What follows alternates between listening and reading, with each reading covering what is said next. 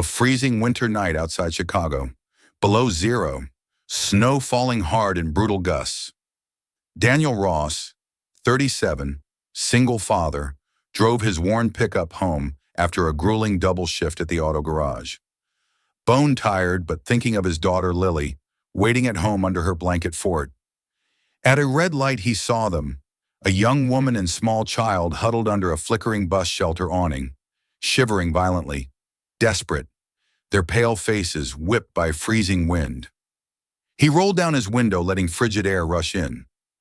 "Ma'am, are you all right?" She pulled her child closer, voice trembling with fear and cold. "We have nowhere to go." Daniel sat silent for a long moment. Then he smiled gently. "Now you have." Daniel Ross was not a rich man. He was a resourceful one. He was a man who understood the mechanics of survival. 3 years ago, he had lost his wife, Mara, to a sudden illness, a void he filled entirely with the relentless work at Ross Auto Repair and his 7-year-old daughter, Lily. He found solace in turning a broken engine into a purring machine, a tangible act of repair he couldn't replicate with his broken family. He lived by one simple, unspoken rule inherited from Mara. Kindness is never an error, Daniel. It's always an investment.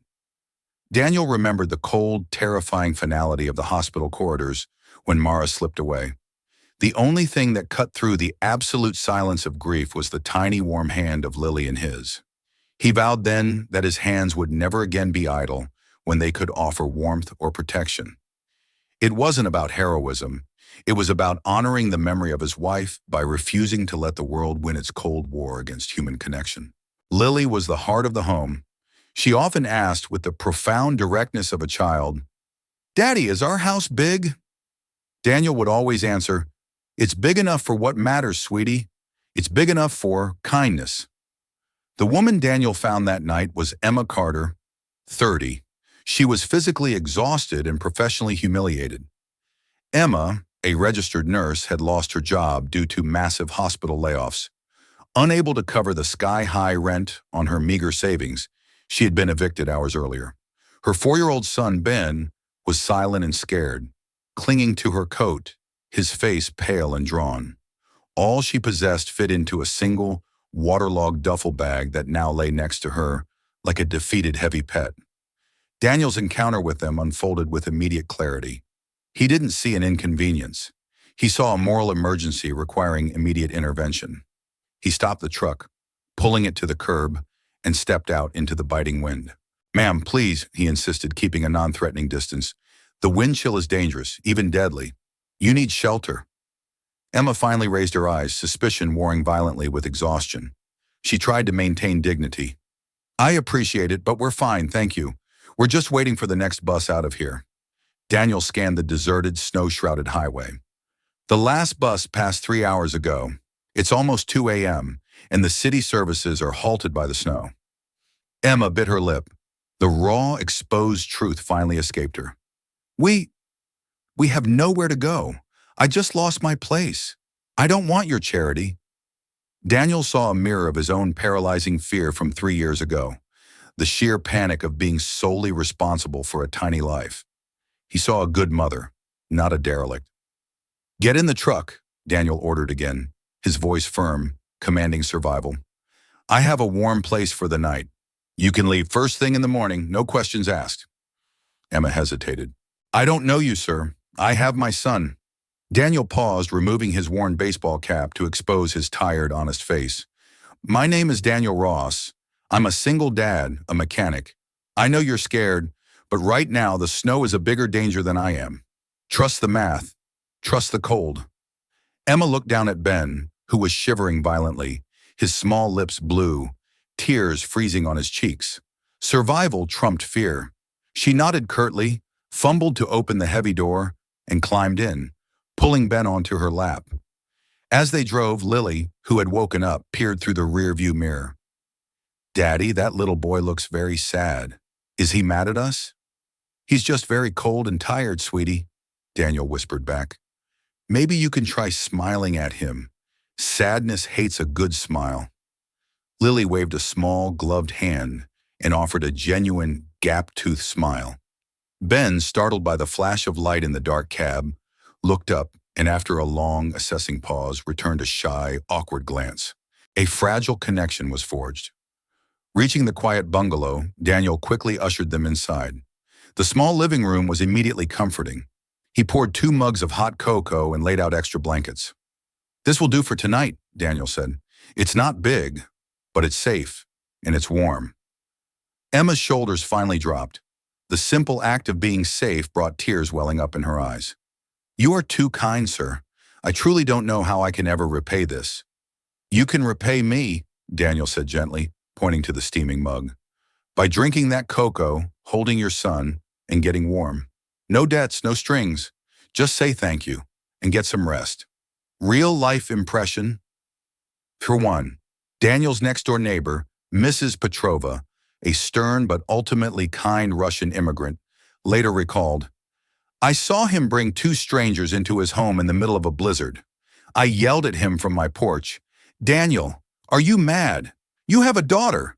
He just smiled and said, 'Mrs. P.' They were colder than me, and fear is not a good reason to close the door." He took a risk, and that risk was an act of pure faith. He didn't ask who they were. He only looked at the need. The morning sun streamed into the small kitchen, illuminating the smell of Daniel's signature, burnt on the edges pancakes and coffee. Lily and Ben sat side by side on the rug, tentatively building a lopsided tower of worn wooden blocks. Emma, fueled by a heavy mix of gratitude and deep embarrassment, stood up. "I appreciate this, Daniel, but I need to leave. I have to start job hunting immediately. I can't impose any longer." Daniel, already covered in a light film of grease from an early start, paused. "Don't rush, Emma. You look like you haven't slept properly in a month. Ben is happy. He hasn't stopped shivering since you arrived, and he needs another day to rest. Just let him warm up. One day won't break my bank." The temporary arrangement stretched into days, then into a week. It evolved into a functional, unspoken partnership. Daniel would leave early for the garage and return late. Emma, in turn, cared for the children, doing laundry or meticulously polishing the floors, driven by a fierce need to contribute. The small house, once quiet and melancholy, began to fill with the comforting sounds of collective domesticity. The rhythmic chopping of vegetables, the simultaneous screams of a cartoon show, and, most importantly, the sound of shared, unexpected laughter. One evening, Emma found Daniel in the cold garage workshop, stitching a tear in his old, thick leather work coat with heavy twine. "Why not buy a new one?" she asked, leaning against the workbench. "You work hard enough. You deserve it." Daniel paused, running a calloused thumb over the heavily stitched seam. "I keep things that have been through storms with me, Emma. They remind me of what I survived and what helped me get through it." "Like me and my little man," Emma responded with a sad, knowing smile. She felt the heavy truth of her own battered existence. "And your husband?" Daniel asked softly. Emma kept her gaze fixed on the dirty floor. "He left when I was 3 months pregnant. Said he wasn't built for commitment, only for freedom." Daniel nodded slowly, picking up his needle again. "Some people walk away so you can clearly see who's truly meant to stay. Not everyone who leaves is a loss. Sometimes it's an evacuation. They clear the way." He spoke with the quiet authority of a man who had to rebuild his own wreckage. The arrangement truly tested its limits late one night. Ben, weakened by the cold and stress, developed a terrifying high fever. His temperature spiked rapidly. Emma, a trained medical professional, was paralyzed by fear. "His temperature is spiking to 104, she cried, her voice cracking with terror. "I don't know what to do, Daniel. I failed him." Daniel, calm and professional, took charge. He gently administered children's medicine, fetched cool cloths, and stayed up all night, monitoring the boy's shallow breathing. He was the picture of steady, quiet devotion, refusing to allow panic into the room. Emma watched him, her professional distance dissolving. She saw the true face of a caregiver, one who gave not out of obligation, but a primal, protective instinct. She had specialized in trauma, but this intimate domestic crisis was new, and watching Daniel manage it with such quiet, dependable strength was the first time she felt truly safe since her eviction. His calmness was an anchor in her personal storm. By dawn, Ben's temperature finally broke. He stirred, opened his eyes, and looked straight at the man who had watched over him. Uncle D, Ben whispered weakly. Emma, leaning against the doorframe, lost control. Silent tears streamed down her face. He hasn't called anyone uncle since his father left. He hasn't even spoken to strangers in months. Daniel only smiled, wiping Ben's forehead with a damp cloth. Daniel carefully placed Ben back down, pulling the blankets tight. He's lost the faith that someone will stay, Daniel noted, his eyes holding Emma's. Children don't ask for much, Emma. They just need constancy. We'll show him that he's found it here. Well, he said, looking at Emma. He spoke. I guess that's reason enough for both of you to stick around for a few more days, isn't it? The patient isn't stable yet. The unexpected devotion healed not just Ben's body, but the deep emotional wounds Emma carried. Daniel had given them shelter, and in return, they had given him the precious gift of human connection, breaking the sterile, quiet melancholy he and Lily had endured since Mara's death. They were becoming a collective unit of healing. Real-life impression, Year 2. A close friend of Daniel's, a former co-worker named Mike, shared, he was working 16-hour days fixing massive commercial transmissions, but he'd still wake up religiously at 4 a.m. to leave a note on the kitchen counter. The notes always said, "Hot cocoa is ready for Emma. Stay warm today." He was treating her like family long before he even knew her name. He was restoring her dignity, one cup of cocoa at a time. The man knew how to repair souls, not just engines. Fate, it seemed, was only waiting for the right moment, the right combination of pain and relief, to reveal its perfectly woven threads. One sunny afternoon, Daniel was working under a battered muscle car, wrenching on a particularly stubborn axle, when a piece of sharp metal snapped under pressure, slicing deeply across his forearm. The blood flow was immediate, dark, and copious.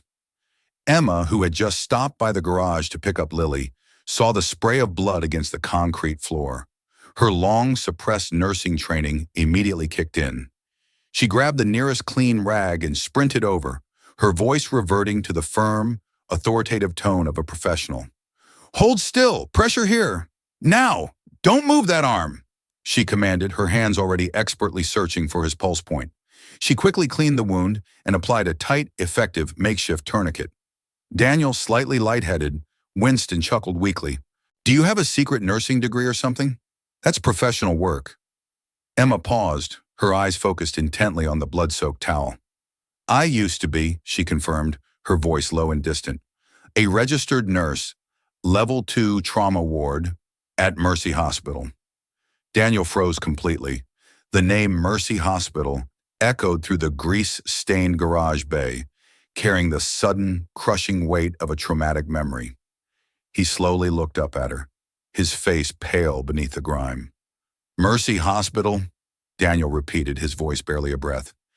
Back in 2017, there was a massive explosion at the downtown parking garage, a structural collapse. Emma's hands dropped slightly from his arm.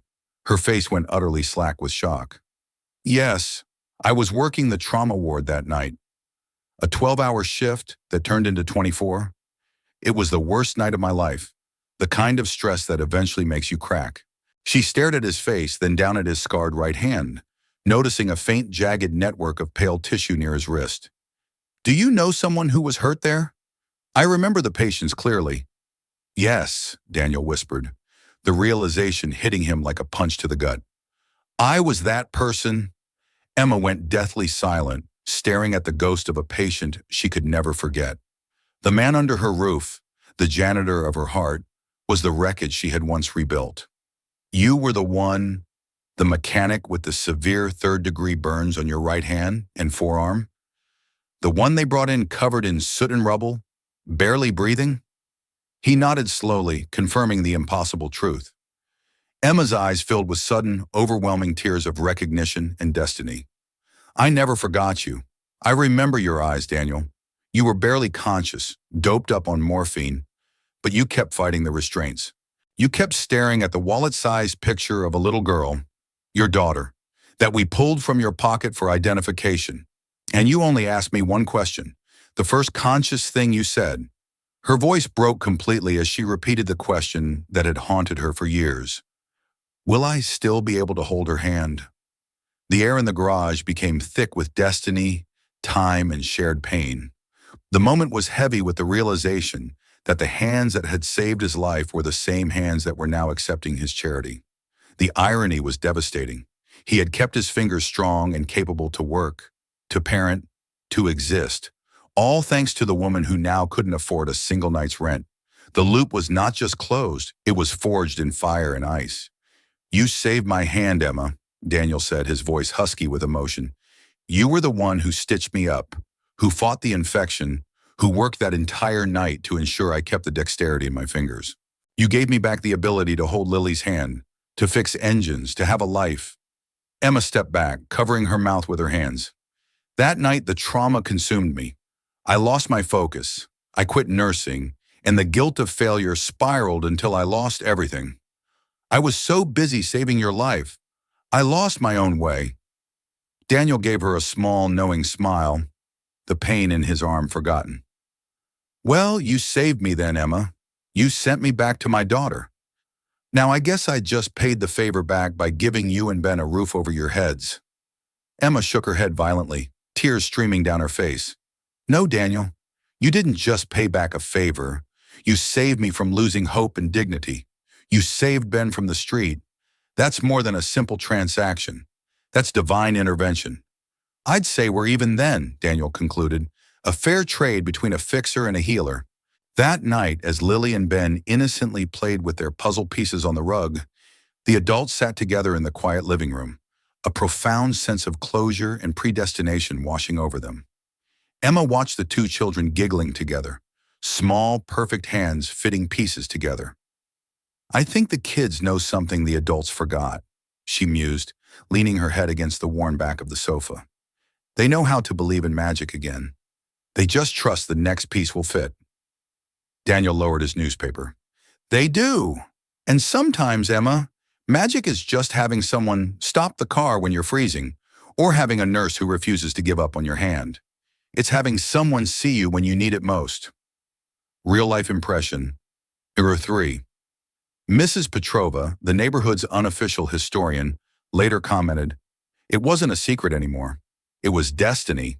I saw them shoveling snow together that spring. The boy was laughing, Emma was laughing, Daniel was laughing, a sound the house hadn't heard since Mara died. The small house wasn't just a shelter anymore.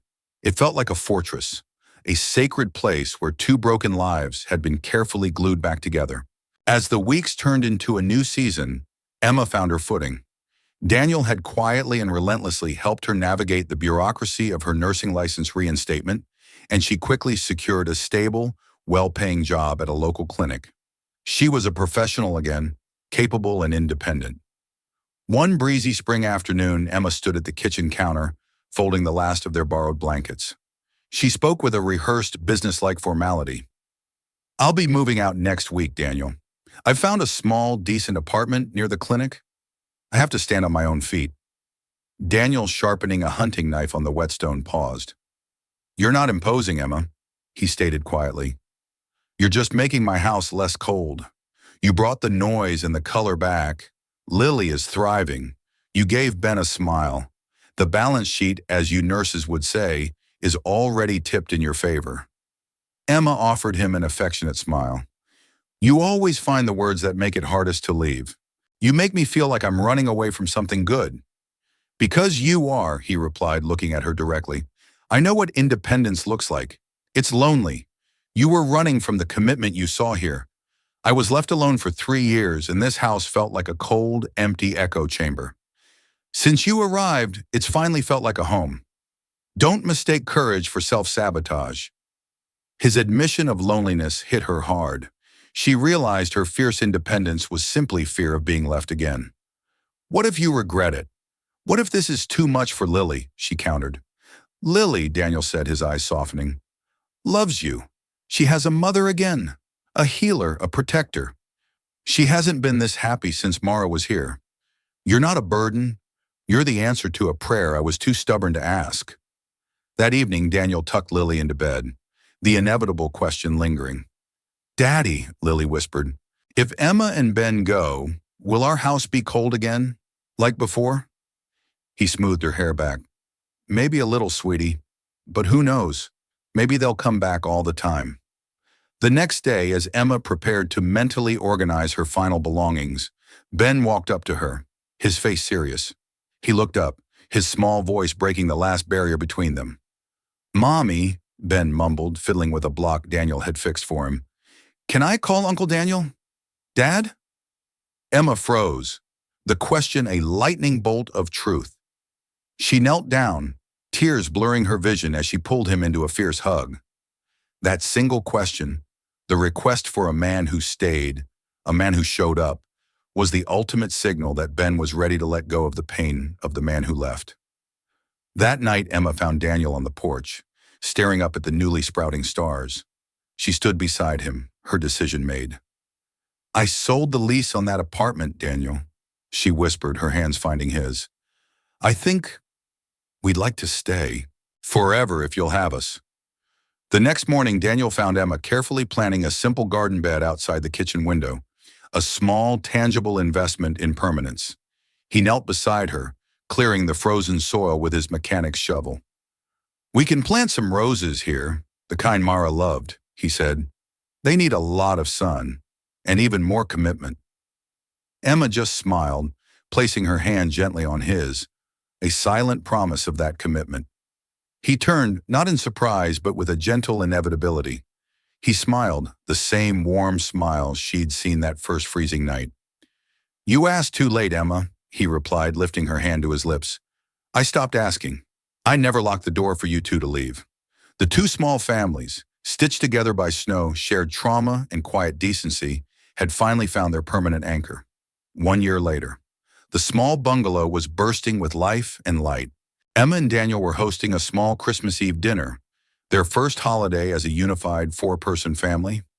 Ben was enthusiastically helping Lily string popcorn and cranberry garlands. Emma was stirring a hearty stew, while Daniel placed the roast on the table. As the first gentle snow of the season began to fall, Emma leaned back against the counter. "If you hadn't stopped that night, Daniel," she whispered, "if you hadn't chosen to risk your safety for ours, I don't know where we would be." Daniel looked at her. "I think that if I hadn't stopped that night, I would still be eating dinner alone, mourning a kindness that I could have shown but didn't. You didn't just save my loneliness. You gave me a second chance at the light." She squeezed his hand. "Thank you for giving us a home." He laughed. "No. Thank you for finally making this house feel like home. You brought the love, I just provided the furnace." Just then, Ben ran over to the table. "Dad, can I turn the lights on now? Lily and I finished the garland." Daniel looked at Emma, a silent, profound understanding passing between them. He looked at the boy. "Go for it, son." The Christmas tree lights flared on, bathing the small, crowded living room in a warm, golden glow.